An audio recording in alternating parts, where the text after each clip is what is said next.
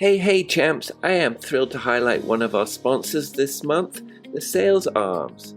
Chris has been on our podcast a few times with my good friend and fellow consultant, Stephanie Bradley, and the Sales Arms are truly a game changer when it comes to handling sales outreach and retention for yoga studios and fitness studios.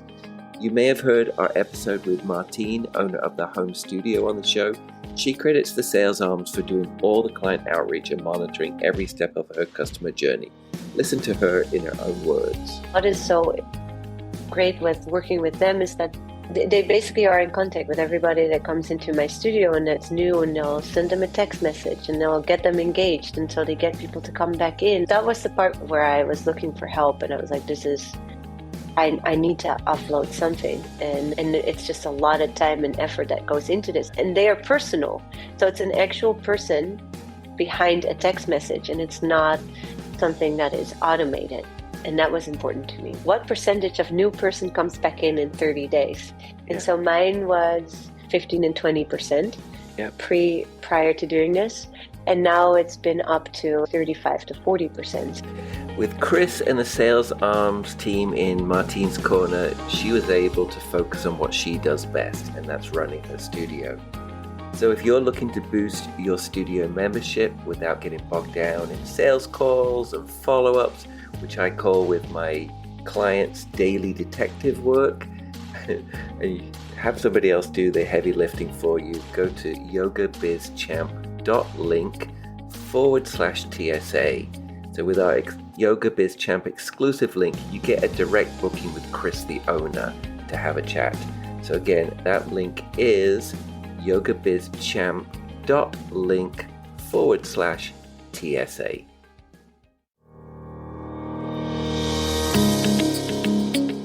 Hey champs, welcome back to the Yoga Biz Champ podcast. Today's episode is something a little different. What you're about to hear are real moments from coaching sessions I've had with yoga studio owners just like you. People who are building, refining, or sometimes totally overhauling their studios. Now, for privacy reasons, you won't hear their voices, just mine, which means the audio might sound a little one-sided or choppy at times. And yeah, you'll hear a dishwasher or two in the background. But I wanted to share these clips because they're full of stuff we all deal with. The doubts, the team drama, the money questions, the wins, the burnout, and the breakthroughs. So here's what's coming up on this episode. First, I'm going to share a story about my own experience, what happened when a high-energy hot yoga studio opened right next to me, and how I got completely distracted by their every move. Then we're going to go into a really honest convo with a new studio owner who shocked me and came right out and said, "I don't like my team." Yes. And after that, we shift to energy. How to stop building a studio that eats up your time and start designing one that fits your lifestyle you actually want. Then we're going to get really tactical. I'm going to walk through one of my win-back strategies. I'm giving you this one away to win back students. It's a strategy for reconnecting with past students who have dropped off your radar. And then finally, we're going to talk about lead generation and not just the digital stuff. I'm sharing old school tactics that still work and how to get your studio in front of more real people. So let's get into it.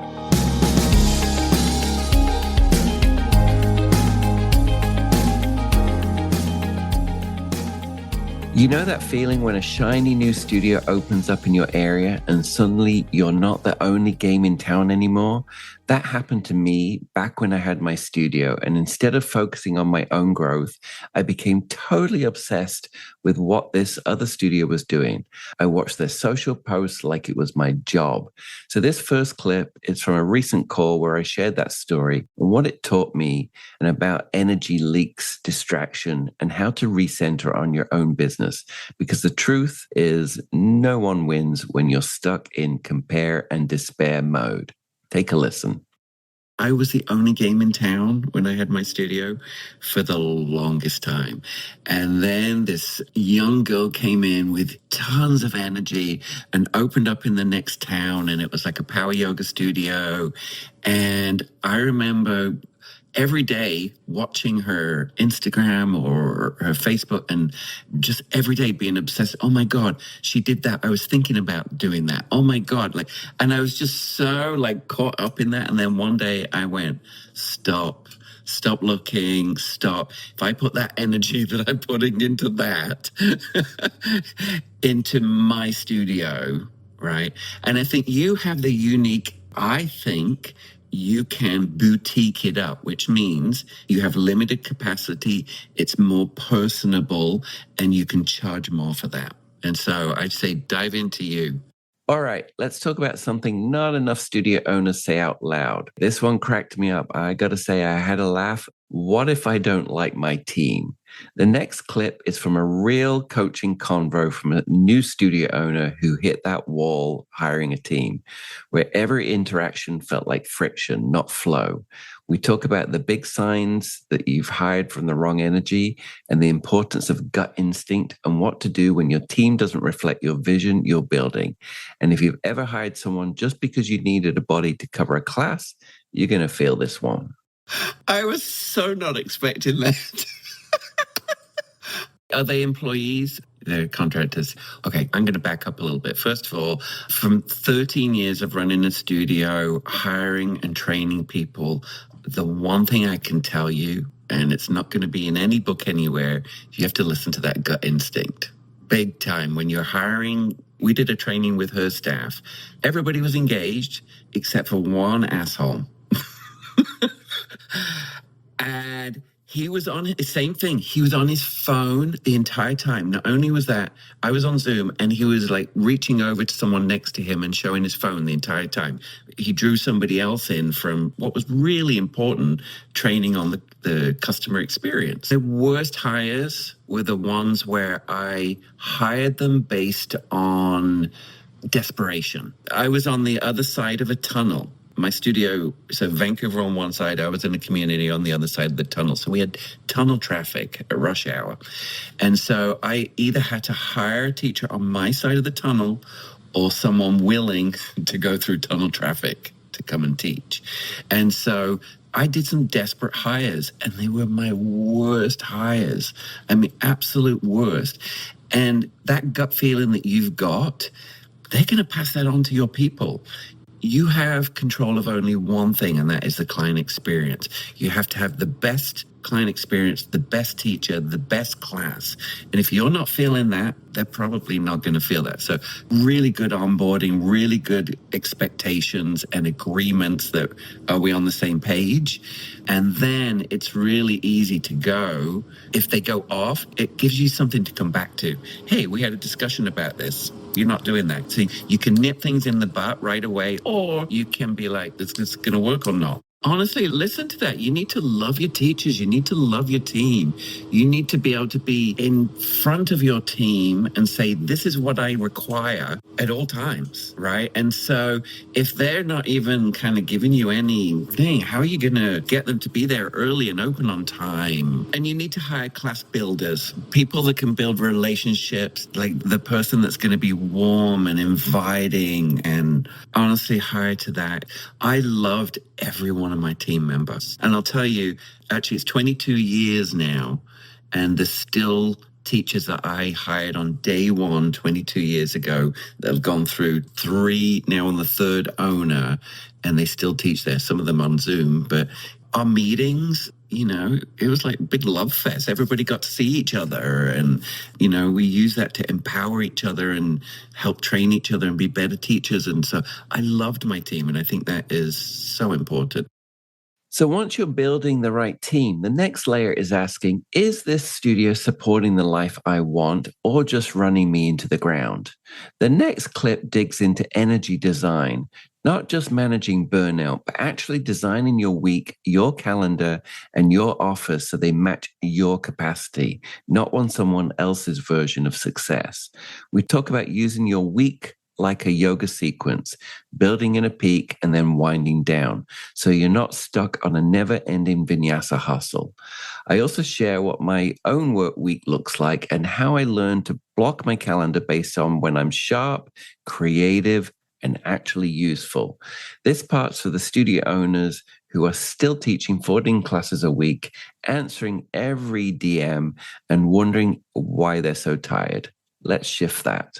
If you have clear expectations up front and you hold your staff to the expectations, sometimes they self-fire because they can't live up to it, which is not a bad thing. But yeah, I mean, again, clear expectations, right? You know, on the hiring, you have agreed to come 15 minutes early and all of those things. And then as soon as it doesn't happen, no, 100%, people are going to judge you on the client experience. And I also think at the beginning, you need to be there. You need to hear all the questions that are coming up. You need to be in all the roles so that then when it is your time to maybe hire someone on the front desk or what have you, you have done all the roles. If you teach all the classes, there's no variety for the students in there, right? It's like I started with a lot about my studio. I was probably 50% of the classes. And then at the end, I was teaching maybe 5 of the classes that filled me up, filled my cup. But then I really put a lot of effort into my team. Like I really helped them be great teachers. How many times have you been to a class that you hated and you're screaming in your head, like that accent grates my voice, what they're saying, like just get me the hell out of here. Like, but you may be that for somebody else. I always said that, right? I own the studio and I know there was some students that went to me and a couple of others, and, you know, that was their main people. But there were some that only went to the other teachers, never came to my classes. And that's okay. That's a great sustainable studio when it's not all about you.com. You know, you have to do that a little bit in the beginning, I think, because you're the face and also you're going to keep payroll down a little bit. We talked about that. But your students want variety.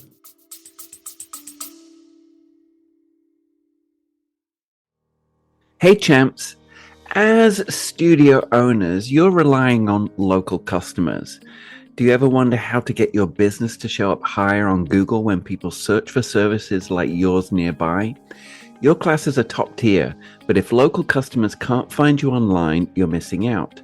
Competing in this digital space is a common challenge for small studios.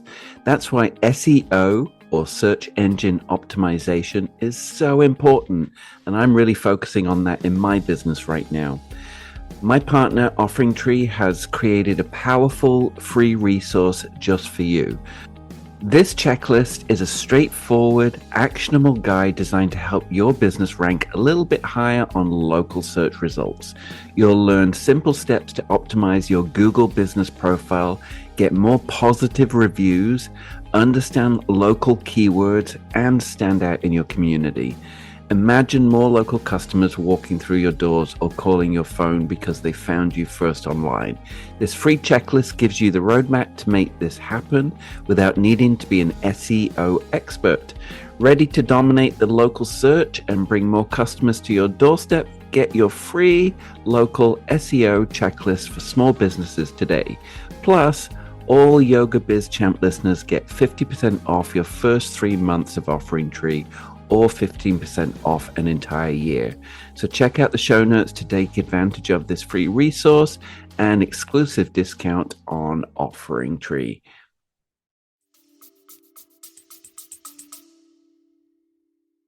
Let's talk about energy. Do you have a picture of how you see it? Do you have a vision for the future? Do you see it all about you.com still? Do you see it maybe having some other teachers involved? Do you see it growing? Like, is it lifestyle business where it pays my way?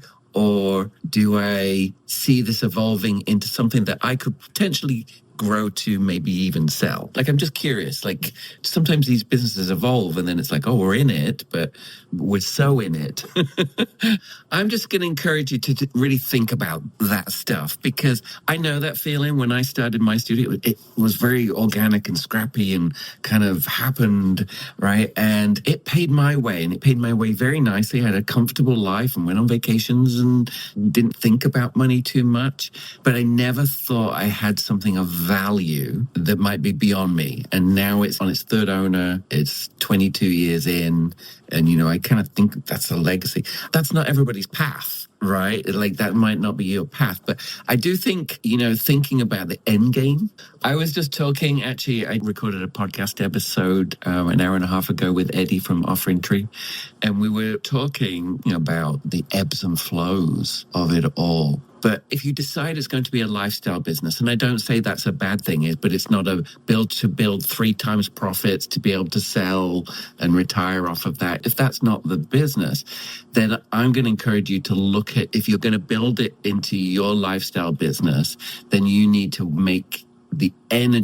change the energy of your week flow so that it works for your lifestyle, so you can make the most out of the energy that you've got. I always go back to one of my podcast episodes of Danielle Barbeau's. I think a teacher will understand this one, but she talked about her week, the energy of her week, like a yoga class, with Wednesday being peak pose. Mondays, gentle warm up, meditation, breathing. Tuesday is getting the body moving a little bit more, like slow flow. Wednesday is dial it up to vinyasa, hot flow or something like that. And then she comes down to like Shavasana on Friday and maybe takes the day off or half a day off or something like that. So if that is the goal, is to, build a really nice, very comfortable lifestyle around that, it has to be sustainable, right? I mean, I think what you learned about the last season was you can prepare ahead and go on vacation and sell a program out while you're on vacation, right? That's getting prepared and ahead. And I think, maybe you design your lifestyle. Maybe it's not so many privates. Maybe it's combining some semi-privates to make more of your time, or maybe it's bringing 4 people together to make a 4-person class. I don't know what the answer is for you, but yeah, like one of the things I was just talking to Eddie about on the podcast was when I was during COVID, I was doing my business coaching online, and then I was still teaching for the studio that I used to own. So we pivoted to online. And so I had a Lazy Susan on my iMac. I would turn my iMac to face the other way into the living room, flip on professional lighting, roll out my coffee table out the way, hook up my mic, and then be, hey, let's go. Core yoga, how's it going, everybody, right? Then after that, I'd have lunch, and then I'd be like switching modes back to coaching. And honestly, that was my life for a while. And so some people might even, relate to that. But my life now is I coach Monday through Wednesday, right? I'm in that mode. I'm in that vibe. That's it. That's all I do those 3 days. Thursday is about content. So it's podcast, recording, just creating content usually on Thursday. And then Friday is a mix of marketing, kind of getting prepared to, get some of the content out there. And so that's how I've compartmentalized the energy of my week. The other thing is you can't get in my calendar before 8 a.m. And on gym days, that's 9 a.m. And you can't get in my calendar after 3 o'clock because I'm shit after 3 o'clock. Like I am a morning person. So I'm best, if you want the best of me, get in early with me, right? And it's been life-changing for me. And so I book in gym time, right? I'm so bad at getting out of habits and things like that. But I just found a gym that works for me. I'm awake at 5 or 6 in the morning. I'm early. And so it's annoying. I'm not waiting until 9 o'clock to go to the gym. After that, then by 3 o'clock, it's like, I'm not going to do it, right? So I know. So I found a gym across the bridge, 10-minute drive away, has a 55 plus discount. But they open at 6 a.m. 6 a.m. to 11 p.m. I'm like, oh my God, finally. And I go in there, there's nobody there. I get it done and I'm out and I'm happy, I'm showered. But because of that, I have the ritual of the shower, the breakfast. That, wow, I feel accomplished by the time I'm sitting down at my desk, right? It's like I've taken care of me. So I think you've got all this outgoing energy, right? You need to feed back in. The great thing about a space, you can make it be whatever you want. You can build the dream life that you want out of that space. Where in there you book time for work? Where does business work fit in your week? I'm not sure if this would work, but maybe Mondays is private, and that might be a lot of outgoing energy in one day, but then Tuesday has nothing to do with physical. like recovery, but it's like I can block time to work on business planning. But I feel like you need to design your work life week in your calendar energy wise. If I was you, I would go through a week. So I do this with clients, but I would go through a week and write down, have a piece of paper or your notes pad, whatever online, but document all the things that you do during the week, all the pieces. Log on to email, distracted by text. Just log your week and see, I'm a big fan of time blocking. I really am. I time block my week energy level, but I also time block my day energy level as best as I can. I feel like if you document all the pieces, what am I actually doing and where am my energy? And then look at your week and then look at your day and then go from there. And I'm wondering if you can then associate money with effort. So you might look at, your group classes make more money and less energy than doing 10,000 privates. That's how I work with especially studio owners that are in the mid stages. They're going into the stages of, shall I hire someone for the front desk? Shall I hire someone for marketing or for social media? Like when they're thinking at those stages, I kind of have them go through that process of documenting all the pieces. And then what are the stuff that I love doing and feed me and energize me? My stuff's the creative stuff, right? And then what's the stuff that drags me down? Can I offload that stuff? I know all I want to do is two things: coach and record podcasts, right? But before, I was recording the podcast, I was booking the podcast, I was editing the podcast, creating the YouTube covers, right? And now, thanks to other sponsors, right, finally I have someone doing that, so I can just record content, right? I don't have to do all those little, just because I can do it, should I? Right? So energy, triple down on your superpowers. And offload the stuff that drags you down, the stuff that sits on your to-do list or project board that doesn't move forward. Can I just tell you, I'm going to share here, I just got a new bookkeeper, and the financial side, I'm fine with the financial side of stuff, but the QuickBooks, it's not my world. Like, I don't understand all the technicalities in the QuickBooks. It's not something I want to learn, and I don't feel a master at it. I've hired this new bookkeeper, and she's learning my books and everything. I sat with the feeling every friggin' time I logged into QuickBooks, I sat with this anxiety. Like, just this weird, I don't know, what the hell is this? And one day I literally sat back, put my hands on I'm logging into my banking. What the hell am I like? But it's because I'm not an expert in that field, right? It's overwhelming. It's like the reporting and the this and I double input two accounts and she needs to fix that, And I sat with that feeling. But then when I got an email from her the other day that said, "Hey, Michael, I've done all of this for all of 2024, all the way up to today for this, Stripe, PayPal, this, and I've deleted all the duplicate accounts and I'm manually entering all this stuff. These are the two things I need from you."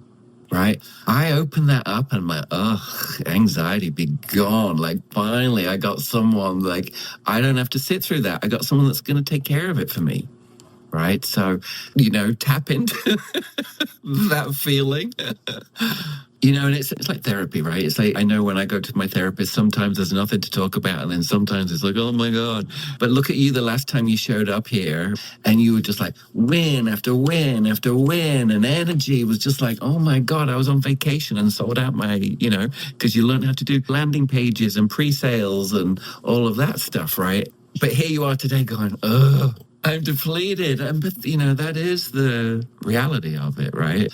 With me, energetically, when I'm feeling low, sometimes I just lean into feeling friggin' low, right?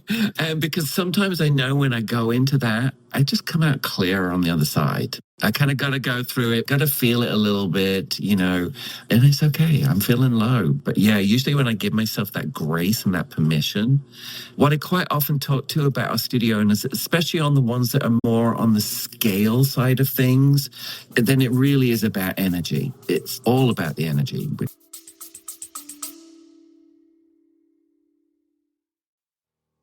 Hey champs, I want to spotlight our podcast sponsor and someone I consider both a friend and a trusted expert, Mitch McGinley from Boutique Fitness Brokers. He's been on my podcast multiple times. He's a former yoga studio owner just like us. Mitch and his wife successfully sold their studio just like I did, and now he helps others do the same. So if you've heard my conversation with Jill Agonias on this podcast, she sold her studio for well over asking price thanks to Mitch's guidance. Whether you're thinking about selling your yoga studio for top dollar or you're looking to buy an existing studio, and let me tell you, that can be a great head start instead of building from scratch. Mitch is your go-to guy, seriously. He understands the ins and outs of the yoga industry, from valuation to finding the right buyer or seller. Plus, he's been right where you are, so he gets it. I'm always talking about building a profitable business that can be sold or carried on. My former studio is in its 22nd year now, and it's under its third owner, and I consider that a legacy. So if you want to explore your options for buying or selling, head over to yogabizchamp.link/BFB to book a no obligation chat with Mitch himself. And trust me, it's never too early to start planning for your yoga studio's future success. Again, that's yogabizchamp.link/BFB.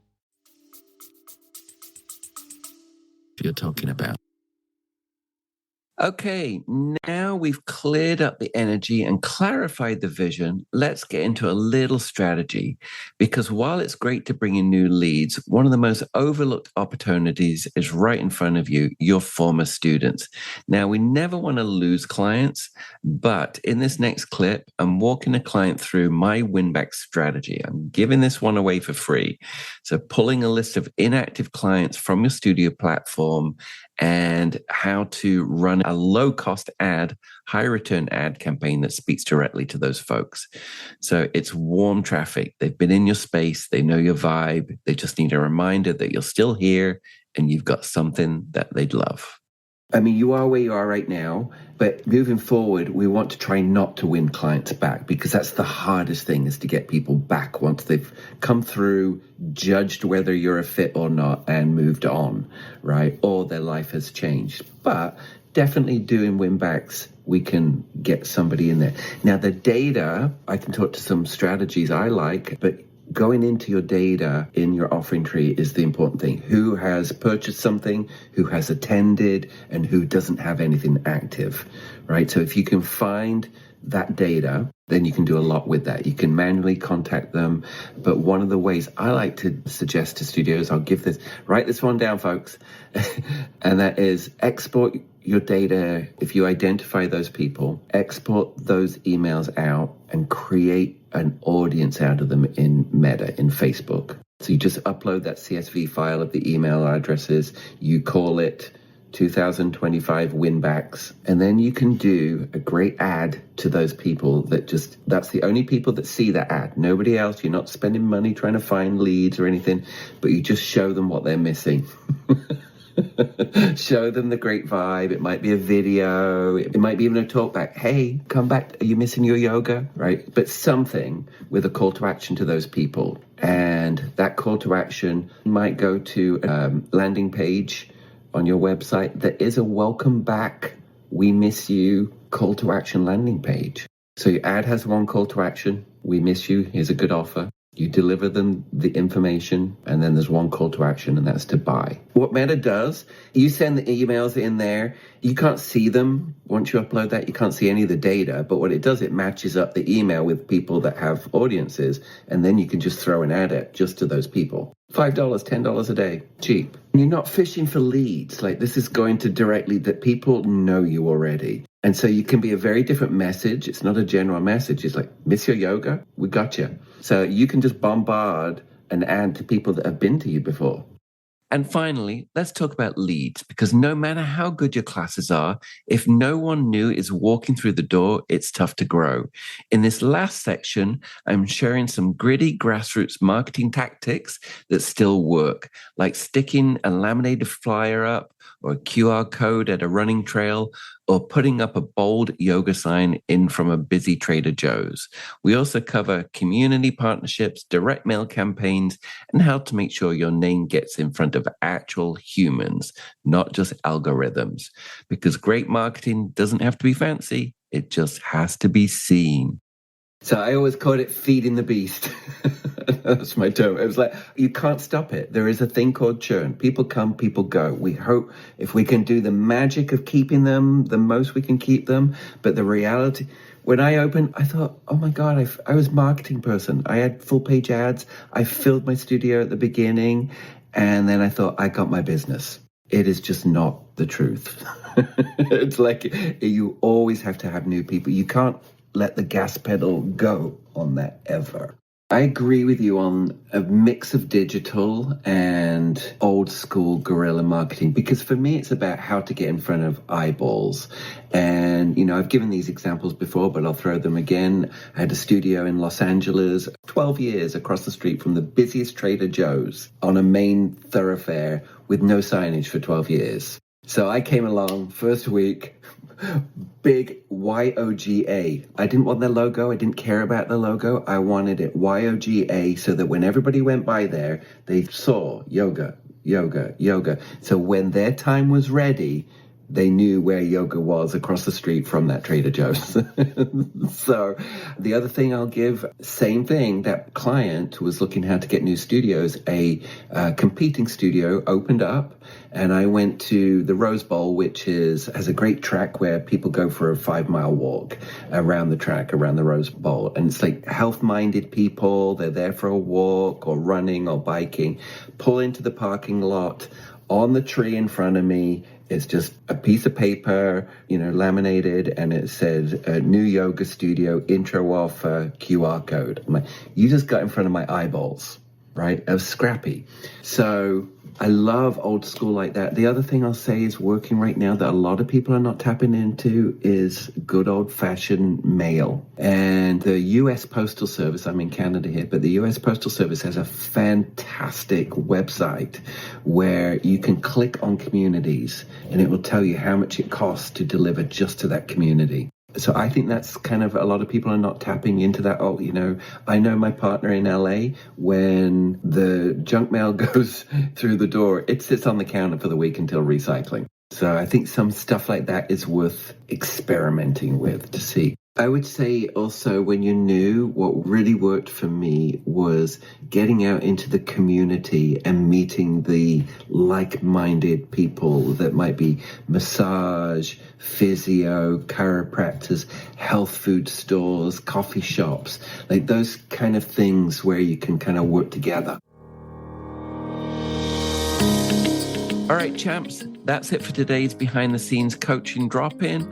I hope you caught something in those clips that spoke directly to where you're at, whether it's team struggles, shifting your schedule, or finally deciding to take yourself seriously as the owner of a business.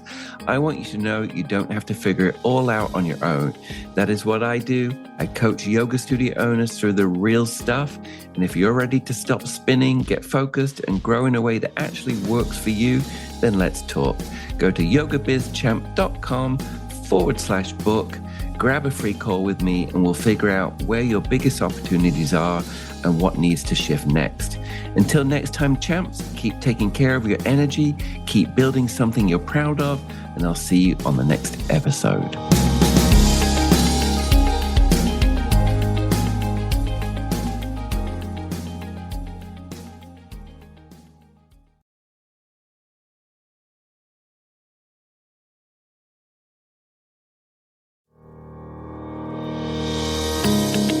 Thanks for tuning in, champs. If you've enjoyed today's episode, please subscribe and leave a review. It really helps me out a lot.